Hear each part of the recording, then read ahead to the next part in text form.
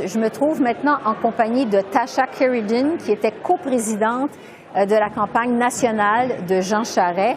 Bonsoir, Tasha. Bonsoir, Esther. Vraiment, c'est une défaite sans équivoque pour Jean Charest, mais vraiment, on imagine, très amère pour lui. Votre réaction à vous?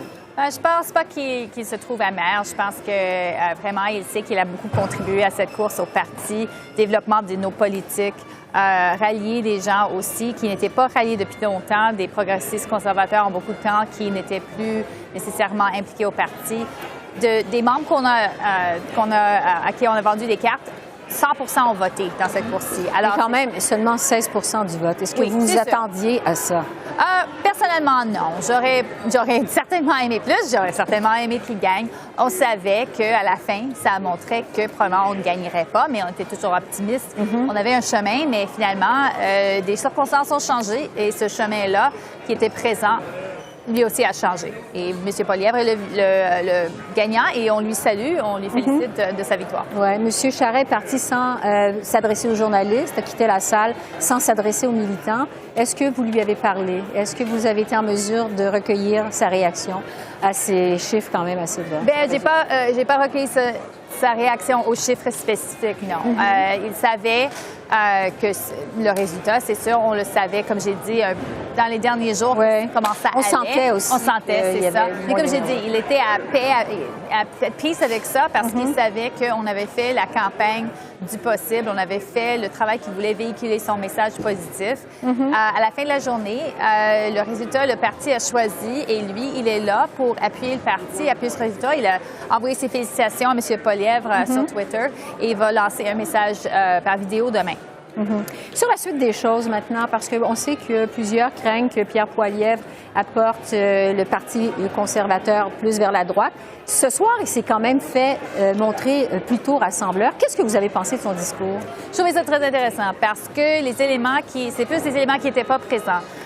Les éléments très comme des étincelles, comme arrêter de financer la Maison Radio-Canada, de appuyer des choses comme ou de ne pas appuyer le World Economic Forum, parler des élites, cette démonisation, c'était pas là du tout, c'est disparu. C'est une bonne chose parce que c'est des choses comme ça, des positions assez, je suis même pas droite, mais populistes, et ça rend beaucoup de gens inconfortables. Son message était assez rassembleur, oui. C'était un message économique. Il a tapé sur les points qui réunissent les différents types de conservateurs, ce qui est très bon. Et comme ça, c'est un bon début, je pense, pour, s'il veut réunir le parti, de taper sur ces points-là au lieu des choses qui divisent le monde. Oui, parce que cette course, elle a été vraiment très divisive, on l'a dit, très polarisante, qui a donné lieu à des attaques personnelles. Vraiment, la famille conservatrice s'est déchirée sur la place publique. Est-ce que vous pensez que Pierre Poilievre va être en mesure de recoller les pots cassés? Bien, je pense que c'est son devoir comme chef et tout le monde va regarder ce qu'il fait. Il doit tendre la main à ceux qui n'étaient pas dans son équipe. Il doit aussi tendre la main de façon politique, comme il a commencé à le faire, je pense, un peu ce soir, en parlant des choses qui sont en commun au lieu des choses qui divisent.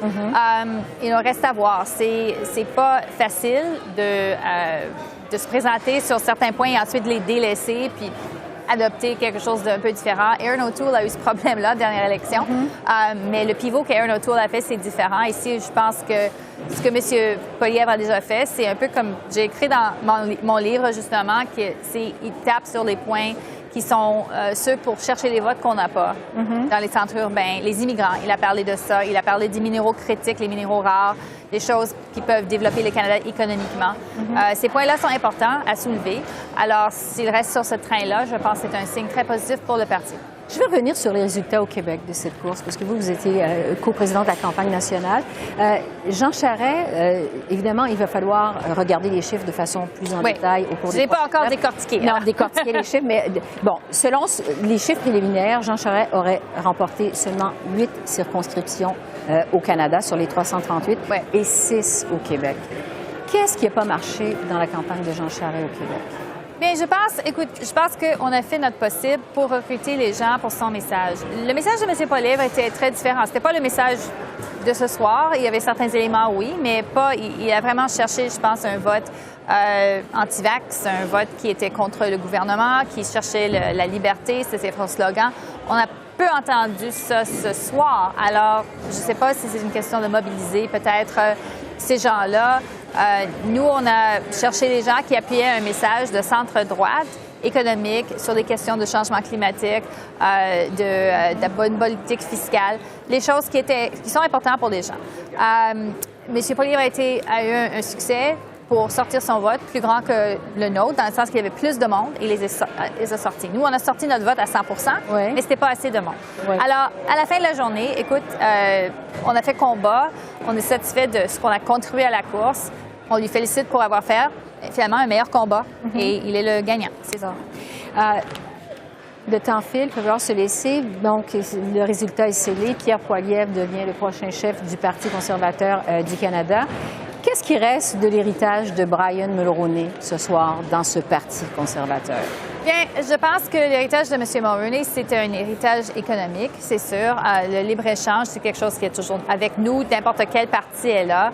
Je pense que M. Mulroney aussi, c'est un rassembleur. Si M. Poilievre prend la route du rassemblement, ce serait un signe, un hommage à ça, parce que je pense que c'est ça que M. Mulroney et d'autres craignaient aussi, et craignent que le parti se scinde, se divise sur des questions et qu'on a encore la situation qu'on avait avec le Reform Party, par exemple. On veut pas ça. On veut une famille unie qui peut travailler ensemble. Êtes-vous optimiste pour l'avenir du parti? Je suis plus optimiste ce soir que je l'étais, je vous avoue. Je pense, comme j'ai dit, il a fait un bon premier pas, mais il reste à voir comment il traite les gens de façon personnelle. Ça, c'est aussi important. Et je parle pas de moi, là, mais je parle de son caucus. Des gens dans son caucus qui sont sentis pendant cette campagne, dans certains cas, très balayés ou très sous pression. Ouais. Et ça, c'est quelque chose qu'il doit, je pense qu'il doit, comment dire en anglais, mend the fences pour s'assurer que ces gens-là demeurent dans la famille. Oui, c'est ça. C'est l'avenir qui va nous le dire. Oui, c'est ça. Tasha Sheridan, merci beaucoup d'être restée avec nous aussi tard pour nous accorder cette entrevue. C'est vraiment très apprécié. Il n'y a vraiment plus personne dans la salle. À toi aussi d'avoir fait le travail si tard, Esther. Félicitations. Ça a été un plaisir. Merci beaucoup, Tasha. À une prochaine. Merci.